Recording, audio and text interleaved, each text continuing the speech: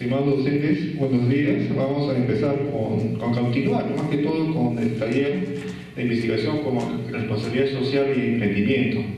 En esta ocasión tenemos al expositor, al doctor Javier Brioso Lescano. Él es doctor en Construcción y Tecnología Arquitectónicas de la Universidad Politécnica de Madrid, España. Tiene amplia experiencia académica, investigador y profesional, calificado como investigador con registro de investigadores en ciencia y tecnología. Es docente principal y magíster en ingeniero civil por la Pontificia Universidad Católica del Perú, profesor principal de la PUC y coordinador del grupo de investigación en gestión y tecnología en la construcción de edificaciones y obras civiles de la Pontificia Universidad Católica del Perú. Vamos a dar con el siguiente tema, que es más que todo estrategias de investigación enfocada a la rama de las ingenierías. Muchísimas gracias. Quería agradecer ante todo la invitación de la Escuela de Posgrado y de la doctora Bobadilla, quien ha tenido a bien hacerme extensiva esta oportunidad de poder intercambiar experiencias, difundir algunas prácticas que como investigador, desde mi punto de vista, desde mi óptica personal, son importantes. No he venido en esta charla a indicar que una investigación, una tesis tiene que hacerse de tal manera o con tal contenido, porque en realidad hay flexibilidad en cuanto a la nomenclatura misma de las partes que contiene una investigación. Sin embargo, considero que según mi experiencia puedo dar algunos aportes e intercambiar ideas y feedback con el público asistente, que entiendo que son profesores y también investigadores de esta universidad. Entonces, en resumen, el objetivo principal de esta charla es difundir unas pautas que contribuyan a proponer temas de investigación, y se incluye el uso de algunos ejemplos de investigaciones que he realizado con un grupo de investigación recientemente.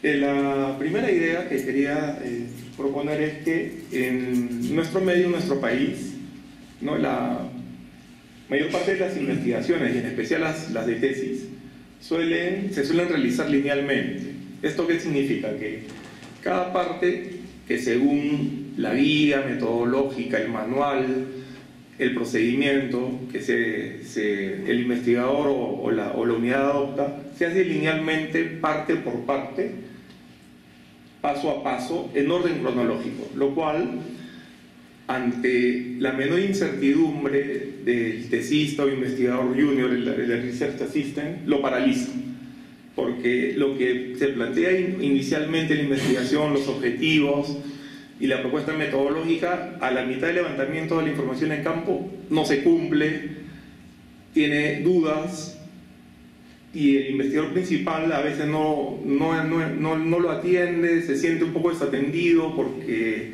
está entrampado en que no encontró lo que él buscó, se frustra y abandona. Entonces eso limita a los investigadores, y en especial en la investigación cuantitativa, y esto influye, y justamente el doctor González Portocarrero y el doctor Bierich en el año 2009 publican, levantan un montón de información sobre tesis de pregrado y posgrado del Perú, y llegan a esa conclusión de que el carácter lineal, paso a paso, y creer que el primer planteamiento de la solución de un problema se tiene que seguir a rajatabla, a la primera situación de que no coincide la realidad con lo que se planteó teóricamente, entonces lo paraliza y frustra al tesista. Entonces eso evidentemente tiene que abordarse con una mayor flexibilidad, porque ahora en los tiempos modernos estamos continuamente retroalimentando. De repente los objetivos iniciales de la investigación varían, ¿no es cierto?, a lo largo de la misma. En el campo encuentro situaciones diferentes a lo que yo planteé inicialmente. Luego, también hay un problema con respecto a la elección del tema de tesis o la elección de la investigación. Y por eso es que también uno de los tips que me gusta mucho utilizar es citar a este doctor Humberto Eco, un gran intelectual, que publicó en el año 2001 un libro muy importante y justo comenta casi como verdades absolutas que son recurrentes y se van repitiendo a lo largo de los últimos años en la investigación que solemos hacer nosotros, ¿no es cierto?, en nuestro medio.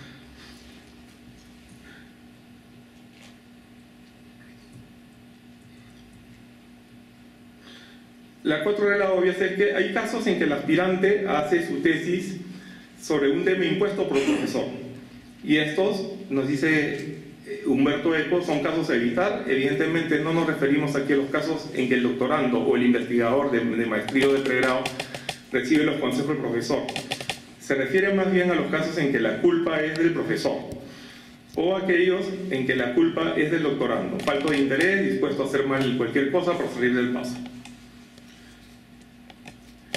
Y entonces propone Eco que en su manual de su guía se ocupará de los casos en que se presume la existencia de un doctorando o investigador, ciertamente, movido por ciertos intereses y un docente dispuesto a interpretar sus exigencias. Y en tales casos las reglas para la elección son 4, dice él. Primero, que el tema corresponda a los intereses del doctorando o del tesista de pregrado o maestría que esté relacionado con el tipo de los exámenes rendidos, sus lecturas, su mundo político, cultural o religioso. El segundo es que las fuentes a que se recurra sean asequibles, es decir, al alcance físico del doctorando. Claro que el doctor Eco, cuando en el año 2001 publica su libro, no se imaginaba que ahora iba a haber tal cantidad de acceso a la información que esta situación 2, esta regla 2, está ampliamente superada y vencida, ¿no es cierto? Porque todo está en la nube, todo está en, ¿no es cierto?, Web of Science. Bueno, en algunas editoriales hay que pagar por descargar archivos, pero generalmente en las universidades sí tenemos acceso a descargas gratuitas, y en especial el Estado últimamente está apoyando, no considero el Estado apoyando este tema. El 3 es que las fuentes a que se recurra sean manejables, es decir, al alcance cultural del doctorando, o sea, del investigador. No podemos pretender que un tesista de pregrado que está en formación puede hacer cosas que usualmente haría un maestrando o un doctorando. No, el doctorando ya tiene formación, ya camina solo, debería caminar solo, y nosotros deberíamos supervisar su investigación. Sin embargo, es un tema común que nosotros que queramos que nuestros investigadores junior o asistentes de investigación pretendan hacer lo que no pueden. Entonces hay también en diversos manuales, literaturas sobre el contenido de la investigación científica, ¿no? Uno de los que más me gusta es el manual de redacción científica de Dr. José Marimut, ¿no?, que es un manual de descarga, o sea, es un open access, ¿no?, de descarga gratuita que puede reproducirse y distribuirse libremente para propósitos educativos sin fines de lucro. Entonces aquí lo que propone en lo que es la parte de la autoría. Otro problema, aquí de este libro resalto sobre todo el problema de la autoría. ¿Por qué? Porque a los estudiantes no les queda claro, y ahorita voy a abrirlo, pero quisiera dar la idea, ¿no?, antes de abrir el manual en la parte pertinente. A los alumnos no les queda claro que el investigador principal, en este caso el profesor, ¿no es cierto?, el investigador principal, tiene un proyecto de investigación, tiene una idea, ya tiene un método, y que dependiendo del nivel del investigador, si es de pregrado, de maestría o de doctorado, ¿no?, este asistente de investigación es invitado a hacer una parte, no desarrollar una parte de esa gran investigación que ha propuesto un grupo ya de investigadores consolidados. Pero a veces el alumno tiene esa impresión de que el profesor o el investigador está para regalarle temas, regalarle ideas, ¿no?, y que el alumno se la adueña y la hace propia, y como tal es dueño de toda la autoría, cuando en realidad la autoría es compartida, ¿no es cierto?, es compartida y dependerá de qué tanto haga cada investigador para el orden de las autorías, porque en el mundo académico, como ustedes saben, un resultado de una investigación, por ejemplo un artículo, ¿no?, el orden de los autores, autor 1, autor 2, autor 3, autor 4, dependerá del grado de contribución de cada quien al artículo. Y entonces a veces el alumno suele confundirse en el sentido de que como la investigación a la que es invitado a hacer, porque el profesor propone el tema y ciertamente el alumno es un asistente de investigación, cree que ya es su tema, está guiado por el profesor, al final el profesor redacta el artículo resultado, ¿no es cierto? Ya tiene idea, redacción y parte del procesamiento final, y el alumno ha contribuido, claro, en ciertas partes, claramente levantó la información en campo, la ha procesado, ha contribuido con algunas conclusiones, y entonces el problema de las autorías tiene que estar resuelto y medianamente claro para el alumno de maestría y de pregrado. En el doctorado ya es otro nivel, porque ahí el doctorando ya está en capacidad de proponer el tema de investigación y está más maduro para, obviamente tiene que liderar él, tiene que ser el autor 1, ¿no es cierto? En cambio, en maestría y pregrado es muy raro, pero también puede pasar que los alumnos lleguen, los más excepcionales, lleguen a tener niveles de autoría 1, pero es bien raro, pero hay. Lo que es más común en el pregrado es que no lleguen, o sea, el artículo científico publicado en Web of Science, en Scopus, no llega a ese nivel de ser autor 1. Y en la maestría algunos llegan, pero no, la gran mayoría no llega, según mi experiencia, al menos de lo que yo veo, manejo, investigadores. Pero una vez que ese alumno de maestría participa en 1, 2, 3 artículos resultados de una investigación, cuando pasa al doctorado ya corre, pues no, ya corre solo, ¿no? Y entonces ya uno ya lo guía y lo supervisa, y esto entonces en esta guía está bien explicado, y lo que como tip yo hago es que el alumno lea el manual, sea de pregrado, maestría o doctorado, y le quedará medianamente claro, primero, veamos el índice, ¿no? Que el artículo científico tiene un resumen, una introducción, materiales y métodos, o metodología, resultados, discusión. Aquí en España como que la discusión la mezclan con conclusiones, ¿no? Nosotros tenemos más bien discusión, resultados y conclusiones al final de recomendaciones, pero ellos la tienen en 5 juntas, ¿no? La literatura, revisión bibliográfica. Y entonces, como les decía hace un momento,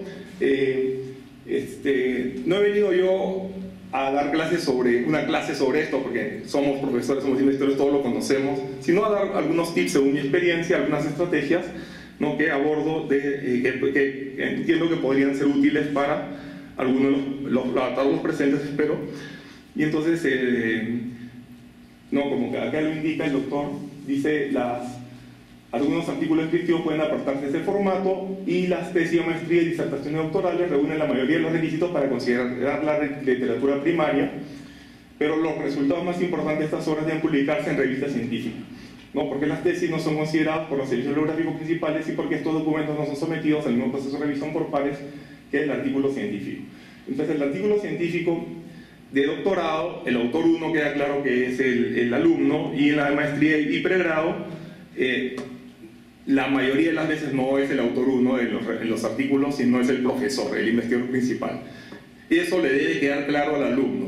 Y el alumno, por último, si es de pregrado o maestría, debería de demostrarnos, ¿no?, que efectivamente ha participado. Ahí hay una serie de tips, pero en especial hay uno que habla de la autoría, que ahorita vamos a llegar. Y entonces,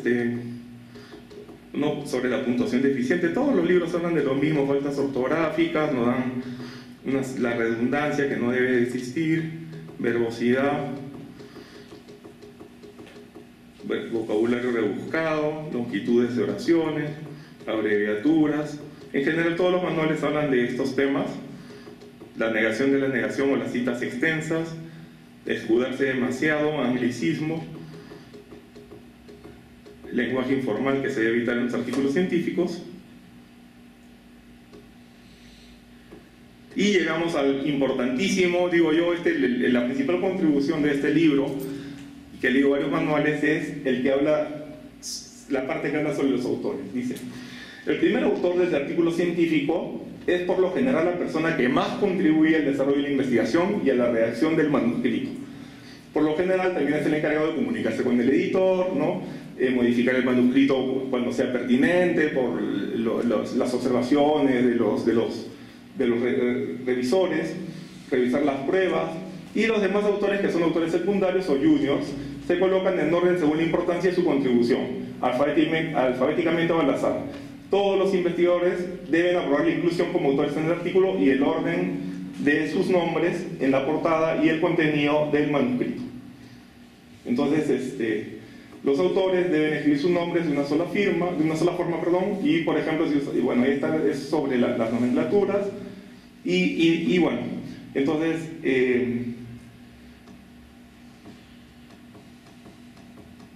abajo, ¿no? La autoría injustificada. Dice, el número de artículos en coautoría y el número de autores por artículo científico han aumentado mucho, está de moda poner artículos de 6, 10 autores, y esto, el libro justamente cuestiona que a veces hay autorías injustificadas y por el solo hecho de figurar como autor 4, 5 o 6 tenemos créditos y somos mejor valorados en nuestras instituciones, pero eso también se debería evitar.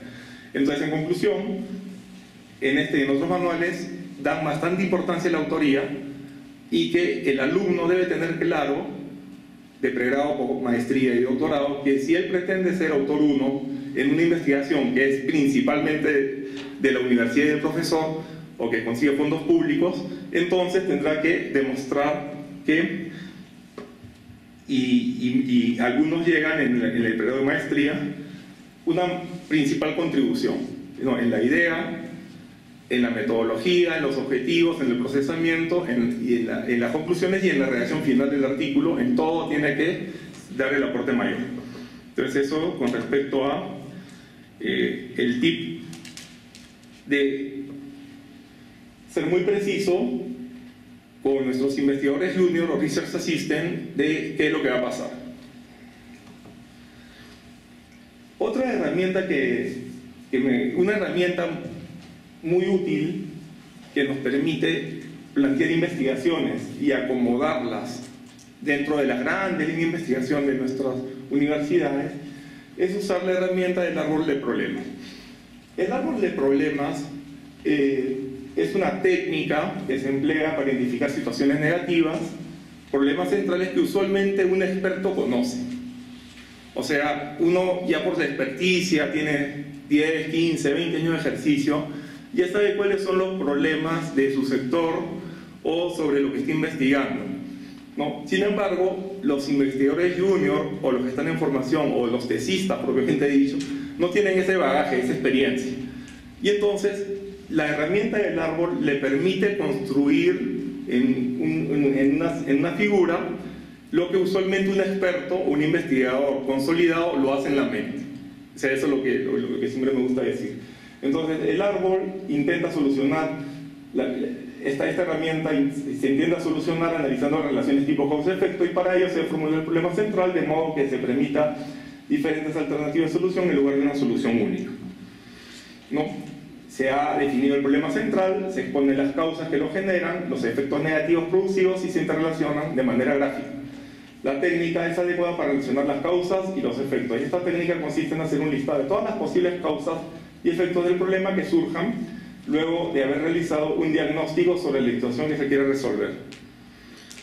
Entonces, el árbol de problemas, que es ¿no es cierto?, tiene tres partes. El tronco, que es el que en la parte A se define el problema central. Luego el B, las causas esenciales y directas del problema, que se ubican debajo del problema definido. En la parte C, que es los efectos o manifestaciones que se ubican sobre el problema central o como frutos. Y el D, se examina las relaciones causa y efecto y se verifica la lógica y la integridad del esquema completo. Entonces, estas definiciones y este ejemplo que está en la web de la UNESCO, ¿no?, en el que nos habla acerca de un problema central, que es la creación digital es vista como marginal y fuera del alcance en el modelo de desarrollo. Este es un ejemplo de la UNESCO. Tiene como posibles causas. Yo dentro de un momento les voy a hablar sobre aplicaciones de esta herramienta a las investigaciones que he liderado, ¿no es cierto?, en ingeniería civil, y luego veremos cómo se relaciona ellas con las líneas de investigaciones institucionales, ¿no? Pero acá vemos causas, las tecnologías de información no prioritarias en el modelo de desarrollo económico. O sea, las TIC son no prioritarias en el modelo de desarrollo económico.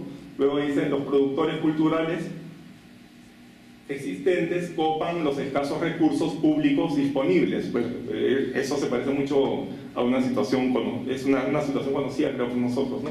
Escasez de capital humano, ¿no? Esas son las causas.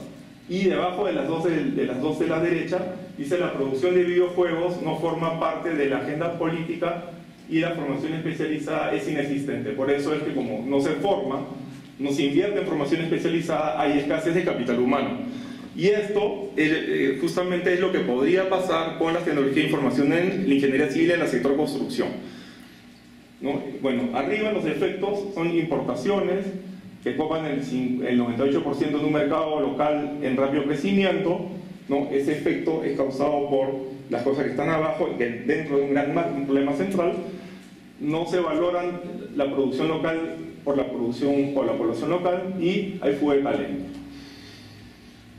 No sé si aquí algunos o varios de los presentes son de ingeniería civil o arquitectura, ¿sí?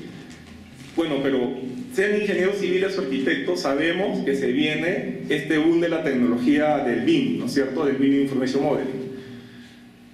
Y entonces aquí justamente hay un rasgo particular sobre el BIM, y que lo vamos a ver en el árbol de problemas que he traído de ingeniería civil, que es que de momento hay poco desarrollo, poco uso de esa tecnología en la industria. El BIM es incipiente todavía en nuestro medio. En Chile va a ser obligatorio en el 2022, en España en el 2019, 2020, en Estados Unidos ya lo es en obras públicas, en Europa la mayoría de los países también es obligatorio, está en proceso de hacerlo, de hacerse obligatorio en obras públicas. Entonces la pregunta es, ¿y en el Perú cuándo lo será? Bueno, entonces un pronóstico, si en Chile es en el 2022 y Colombia lo será seguro en el 2023 o en el 2022, el Perú será quizás, digo yo, en el 2024, 2025, pero lo va a hacer, porque la globalización no va a hacer usar el BIM. Y entonces acá, ¿no? Formación especializada inexistente, escasez de capital humano. ¿Cuánta gente formada en BIM hay en el Perú? Muy pocas. Y entonces ese efecto, miren cómo ha sido la cosa. En las obras que se están haciendo para los panamericanos en Lima, lo están haciendo importantes empresas constructoras. No, y no es ningún secreto lo que ocurrió. Lo que ocurrió fue que el presidente PPK dijo, va a los panamericanos, ¿no? Luego, va a los panamericanos, hay que construir infraestructura en los panamericanos. La gente hizo resistencia, al final va. Y para darle transparencia, para que no digan, no, pero estamos saliendo de un problema donde hay investigaciones, porque hay fuertes indicios de que ha habido empresas corruptas, ¿no? Y que están en proceso de investigación. Entonces, ¿cómo lo vamos a hacer esto, ¿no? Porque la población tiene esa sensación, ¿no? Con todo lo que ha pasado con este escándalo de Lavallato. Entonces dijeron, vamos a traer una empresa inglesa para que administre la gestión de las obras de infraestructura de los panamericanos, especializada en el tema, y la trajeron. ¿Y qué hizo esa empresa? Dijo, todos lo hacemos con BIM, porque así lo hacen allá, es una obra pública, ¿no? Y entonces las empresas involucradas, que deben de conocer las que están entre las principales, ¿no es cierto?, empresas del Perú, juntaron sus áreas BIM, sus áreas de gestión de tecnología e información, y entre todos no daban abasto, o sea, estaban, pero no llegan ni al 20-30% de lo que realmente necesitaban. Y entonces, cosa curiosa, que varios colegas, jóvenes míos o consultores de los poquitos que hay de BIM sueltos en Lima, estaban sin trabajo, no, en que ya no había obras, o sea, hay pocas obras, y estaban haciendo cualquier otro tipo de servicio que no era BIM. Salieron los panamericanos y empezaron a convocar a todos. Yo creo que modelador BIM del Perú, que tiene algo de experiencia, lo llamaron y está en Lima ahorita, ¿entienden? O sea, todos los disponibles se los han llevado y todavía faltan, porque hay que modelar y luego gestionar el BIM. Y entonces acá había escasez de capital humano. No nos hemos preocupado por formar especialistas y entonces realmente el BIM es un problema de un proveedor que vende un software, o es que las universidades deberíamos de poner más empeño en difundir y pedir más investigación con esta herramienta tecnológica BIM. ¿Por qué? Porque el mundo le va a pedir al Perú, dentro de la globalización, que use BIM. Y entonces cuando eso ocurra, porque va a ocurrir, que no les quede duda que va a ocurrir, va a faltar capital humano, no se va a dar abasto. ¿Y cuál va a ser la consecuencia? Que vamos a traer mano de obra o técnicos especializados de afuera, ¿no es cierto? Vamos a traer de los países vecinos o de Europa, de los especialistas que sus países estén en mala condición económica. Y entonces eso que nosotros conversamos y que nos parece lógico, y para los seniors de repente hasta les aburre porque son verdades de perogrullo, para un novato investigador no lo ve tan claro, y entonces en un árbol sí lo ve, ¿no? En un árbol, cuando empieza a ubicar las causas del problema central y los efectos, de todas maneras lo ve. Entonces, la siguiente parte de la charla es que estos problemas que nosotros identificamos se deben abordar de acuerdo a la línea de investigación de la unidad, y baso entonces a ver algunos ejemplos, ¿no?, que le he traído sobre este particular. Entonces, lo primero que quisiera mostrarles es que, como bien dijeron al momento de presentarme, yo soy profesor de la Universidad Católica, profesor principal de planta, también dicto acá en la maestría, por una gentil invitación de la doctora Bodi de la Escuela de Posgrado, y en la universidad de la cual soy profesor de planta,